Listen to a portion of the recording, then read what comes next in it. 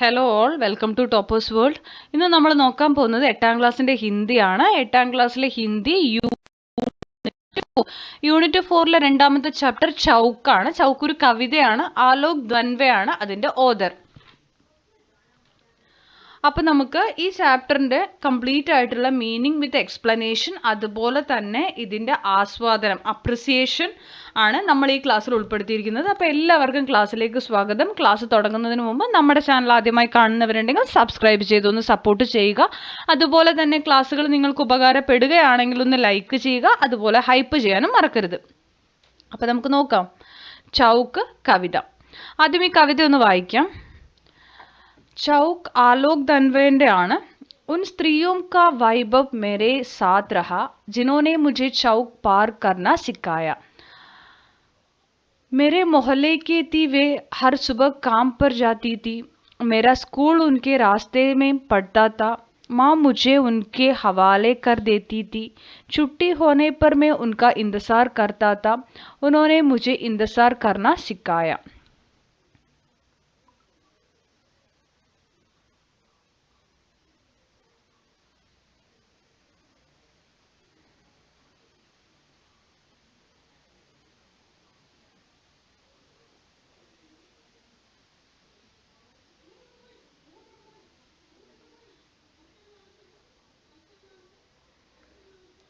അപ്പോൾ ഈ കാണുന്നത് കണ്ടല്ലോ, ഈ തിരക്കുള്ള റോഡുകൾ അല്ലെങ്കിൽ ഇതിങ്ങനെ ക്രോസ് ചെയ്യാൻ വേണ്ടി, റോഡ് ക്രോസ് ചെയ്യാൻ, പിന്നെ അതുപോലെയുള്ള കാര്യങ്ങൾ കേട്ടോ, അത് ക്രോസ് ചെയ്യാൻ പഠിപ്പിച്ചത്. ഇപ്പം നമുക്ക് നോക്കാം. മുൻ സ്ത്രീയും കാ വൈഭവ്, ആ സ്ത്രീകളുടെ ആ ഒരു കഴിവാണ് എന്നെ ഈ ചൗക്ക് ക്രോസ് ചെയ്യാൻ വേണ്ടിയിട്ട്, ഈ കവല അല്ലെങ്കിൽ ഈ റോഡ് ക്രോസ് ചെയ്യാൻ വേണ്ടിയിട്ട് എന്നെ പഠിപ്പിച്ചത് അല്ലേ.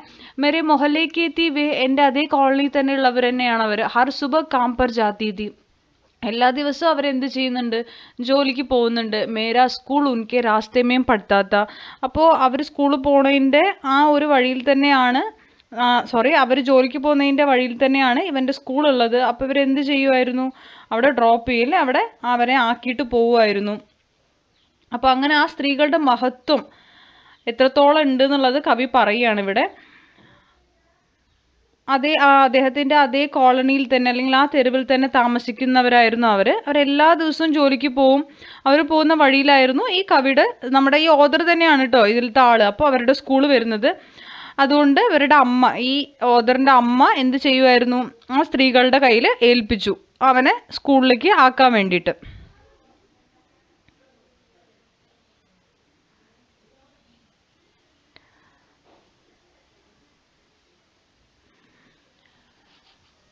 ഓക്കെ, അപ്പോൾ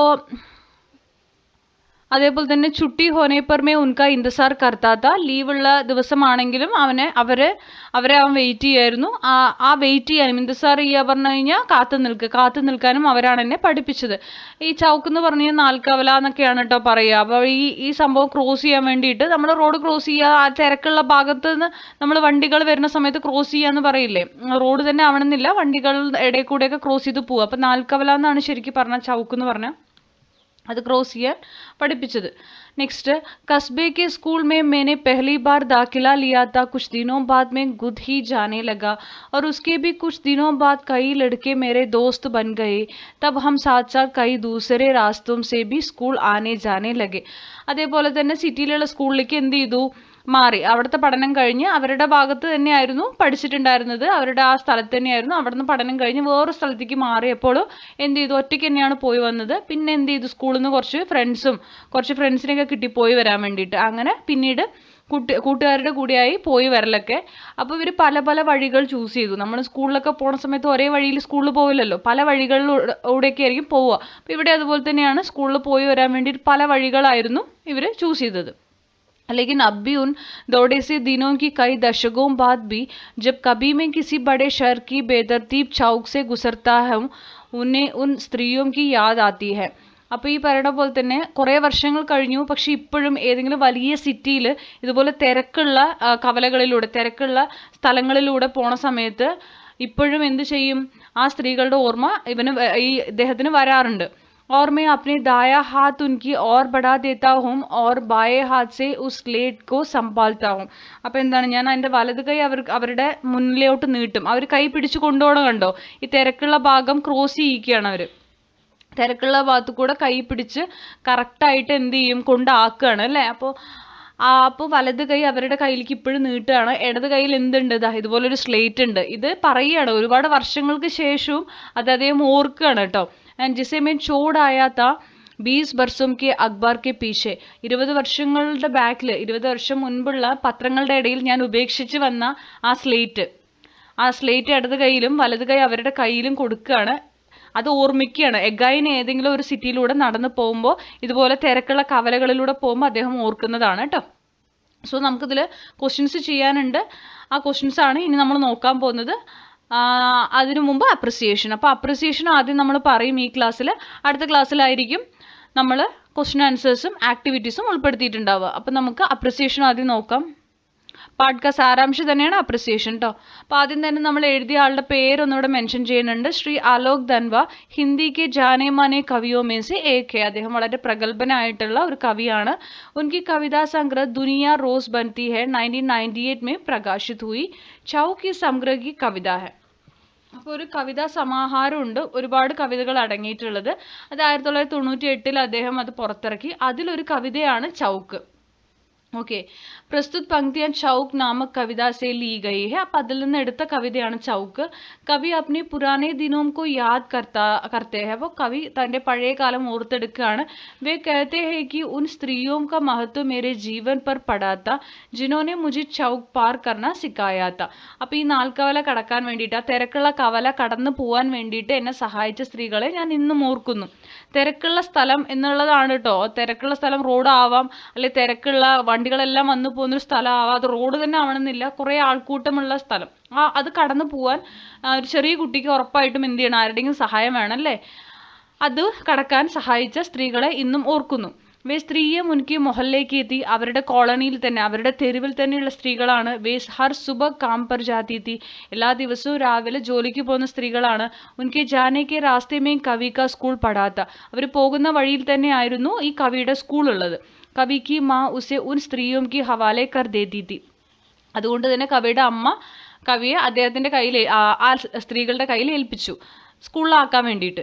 ചുട്ടി ഹോനെ പർ ബി കവി ഉൻകാ ഇന്തസാർ കർത്താത്ത. ലീവുള്ള ദിവസവും അവരെ വെയിറ്റ് ചെയ്ത് നിൽക്കുമായിരുന്നു നമ്മുടെ കവി. ക്യോംകി ഉന്നോനെ കവി കോ ഇന്തസാർ കർണ സിക്കായാത്ത. എന്തുകൊണ്ടാണ്, അവരാണ് കവിയെ വെയിറ്റ് ചെയ്ത് നിൽക്കാൻ പഠിപ്പിച്ചത്. യഹ കവി കെ പ്രതി സ്ത്രീയോം കാ പ്യാർ ഭരാ വ്യവഹാർ ദർശാത്ത ഹെ. गांव की चौक ऐसी जगह की जहाँ कई മാനവീയ മൂല്യോं का मेल होता है. അപ്പോൾ കവിക്ക് അവരോടുള്ള ഒരു പ്രത്യേകമായിട്ടുള്ള സ്നേഹം ഇവിടെ പറയുന്നുണ്ട്. പിന്നെ അതുപോലെ തന്നെ ഗ്രാമത്തിലുള്ള ഈ കവല എന്ന് പറഞ്ഞു കഴിഞ്ഞാൽ അവിടെ ഒരുപാട് കാര്യങ്ങൾ ഇൻക്ലൂഡ് ആയിരിക്കും. ചിലപ്പോൾ മാർക്കറ്റ് ഉണ്ടാവും, റോഡ് ഉണ്ടാവും, അതുപോലെ തന്നെ അങ്ങനെ എല്ലാം ഉൾപ്പെടുന്നതാണ് കേട്ടോ ആ ഒരു ഏരിയ. इंतजार करना सिखाने का तात्पर्य है कि दूसरों के प्रति अपनापन दिखाना.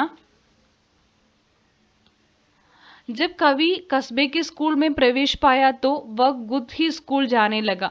സിറ്റിയിലുള്ള സ്കൂളിലേക്ക് മാറിയപ്പോൾ സ്വയം സ്കൂളിൽ പോയി വരാൻ തുടങ്ങി. उन दिनों बाद जब उसके कई दोस्त बने तो उनके साथ कई दूसरों रास्ते से भी स्कूल आने जाने लगे. कवि अपनी स्कूल दिनों की यादों में है. जब वह कुछ बड़ा हुआ तो अकेले और बाद में दोस्तों के साथ जाने लगे. കുറച്ച് സ്കൂളിലേക്ക്, വേറെ സ്കൂളിലോട്ട് മാറിയപ്പോൾ എന്ത് സംഭവിച്ചു, ഫ്രണ്ട്സിൻ്റെ കൂടെ പോയി വരാൻ തുടങ്ങി. പല പല വഴികളിലൂടെ സ്കൂളിലേക്ക് പോകാനുള്ള വഴികളൊക്കെ ഉണ്ടായിരുന്നു, അങ്ങനെ പോയി വരാൻ തുടങ്ങി. कवि कहते हैं कि कई दशकों के बाद भी जब कभी किसी शहर की भीड़ भरी चौक से गुजरता हूँ तो उसे उन स्त्रियों की याद आती है. അപ്പോൾ വർഷങ്ങൾക്ക് ശേഷവും കവി ഇതുപോലെ ഏതെങ്കിലും സിറ്റിയിലെ തിരക്കുള്ള കവലകളിലൂടെ, തിരക്കുള്ള ഏരിയയിലൂടെ കടന്നു പോണ സമയത്ത് ഇപ്പോഴും ആ സ്ത്രീകളുടെ ഓർമ്മ അദ്ദേഹത്തിന് വരാറുണ്ട്. वे अपना दाया हाथ उनकी ओर बढ़ा देता है और बाएं हाथ से स्लेट पकड़ता है. അപ്പോൾ നമ്മുടെ വലത് കൈ ആ സ്ത്രീകളുടെ നേരെയും ഇടത് കൈയിൽ സ്ലേറ്റും പിടിക്കുകയാണ്. उस स्लेट को उन्होंने 20 वर्षों के अखबार के पीछे छोड़ आया था. ഇതൊരു ഇതായിട്ട് പറയാൻ ഓർത്തെടുക്കലാണ്. 20 വർഷം മുമ്പ് ഏതോ പത്രങ്ങളുടെ ഇടയിൽ ഞാൻ ഉപേക്ഷിച്ച ആ സ്ലേറ്റ് ഞാൻ ഇടത് കൈയിൽ പിടിക്കുന്നു എന്നാണ് പറയുന്നത്. യഹ കവി ചൗക്ക് കോ വ്യവസ്ഥത और अजनबीपन अजनबीपन के प्रतीक बताया है। चौक आजकल सामाजिक विघटन और व्यवस्थाहीनता का स्थान बन गया है। यह अखबार पुरानी बीत चुकी बातों का प्रतीक है। पीछे छोड़ आ याता से पीछे छोड़ा नाने छोड़ा याता से आशय है कि पुराने जीवन से एक मानसिकता नाने पुराने जीवन से एक मानसिक या ഭാവനാത്മക ദൂരി ബനാ ലേന. അപ്പോൾ ഇത്രയാണ് നമ്മുടെ അപ്രിസിയേഷനിൽ വരിക. അപ്പോൾ നെക്സ്റ്റ് ക്ലാസ്സിൽ പാർട്ട് 2-ലായിരിക്കും നമ്മൾ ബാക്കി ഇതിൻ്റെ ക്വസ്റ്റ്യൻ ആൻസേഴ്സും അതുപോലെ തന്നെ ആക്ടിവിറ്റീസും ഉൾപ്പെടുത്തുക. അപ്പോൾ ക്ലാസ്സിൽ ഉപകാരപ്പെടുന്നുണ്ടെങ്കിൽ ലൈക്ക് ചെയ്യുക, ഷെയർ ചെയ്യുക, സബ്സ്ക്രൈബ് ചെയ്യുക, തുടർന്ന് വാച്ച് ചെയ്യുക. Thank you.